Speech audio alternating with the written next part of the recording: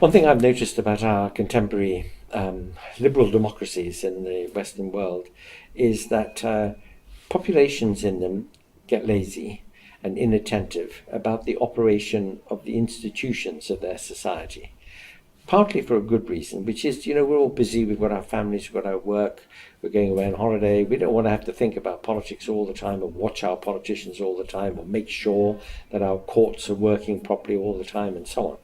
But alas, I'm afraid that if we want a political order to function as it should, we do have to participate, we do have to be vigilant, we do have to keep asking questions of it, because otherwise it gets captured by oligarchies, it gets captured by people who know how to work the levers a little bit. This is not conspiracy theory. I mean, it's obvious that it happens pretty well all the time in the major democracies of the world.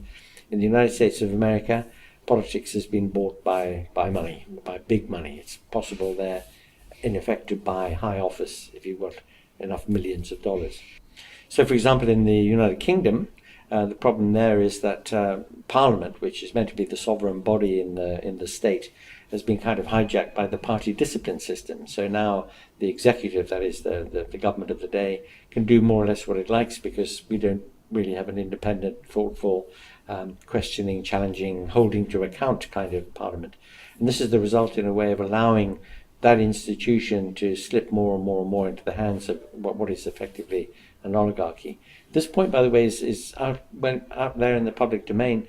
It was made way back in the 1970s by somebody who had been a very senior cabinet minister, a man called Lord Hailsham, who had been the Lord Chancellor. And he made a speech on the BBC saying, we should really watch what's happening in our system here, because we're meant to have our representatives in Parliament thinking about the interests of the country as a whole, and really they're just the captors of whoever happens to be the executive at the time. So this is not just me talking, it's a lot of people have noticed this. So what it tells us is this. There's a saying about liberty, the price of liberty is eternal vigilance.